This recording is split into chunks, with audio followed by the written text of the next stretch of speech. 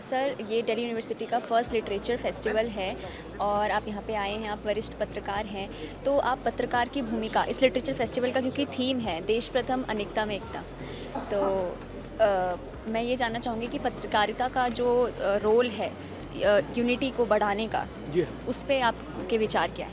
देखिए, हमारे यहाँ ऋग्वेद में कहा गया कि पृथ्वी माता है और मैं इसका पुत्र हूँ। यही देश के संदर्भ में है। मेरे ख्याल से भारत पूरे ग्लोब में अकेला देश है जिसने देश को माता की संज्ञा दी। बाकी कहीं माता की संज्ञा नहीं दी गई।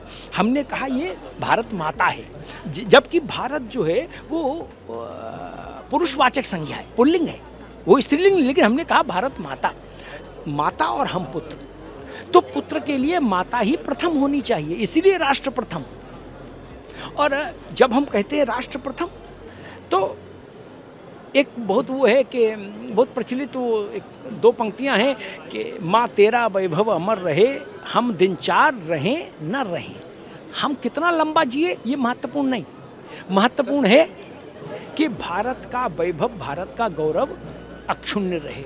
इसके लिए दिल्ली यूनिवर्सिटी में हो आप या कहीं हो या गांव में हो, बात बराबर है। जहां हम हैं वहीं से हमारी भूमिका राष्ट्र के लिए होनी चाहिए। हम किसान हैं तो भी, शिक्षक हैं तो भी, पत्रकार हैं तो भी, कथाकार हैं तो भी। और सर, जैसे आप जर्नलिज्म से ताल्लुक़ रखते हैं, आपके पिताजी साहित्य से ताल्लुक़ रखते थे, तो कहीं ना कहीं आप में भी वो साहित्य की कुछ छाप होगी। तो आप पत्रकारिता और साहित्य को एक साथ अगर करके देखें तो देखिए, पहले तो बहुत सारे साहित्यकार पत्रकार हुए। विद्यानिवास मिश्र जी हैं, अज्ञे जी थे।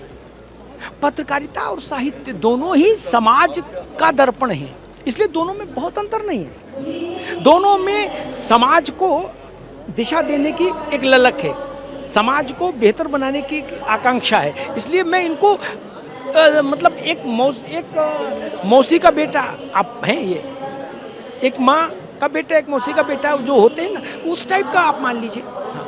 सगी बहनें मान लीजिए, चाचा ताऊ की बहन मान लीजिए, अलग दिशाएं नहीं है। साहित्य में जो करुणा है वो पत्रकार में भी होनी चाहिए समाज के लिए, तभी ना अच्छा पत्रकार बनेगा। Thank you sir.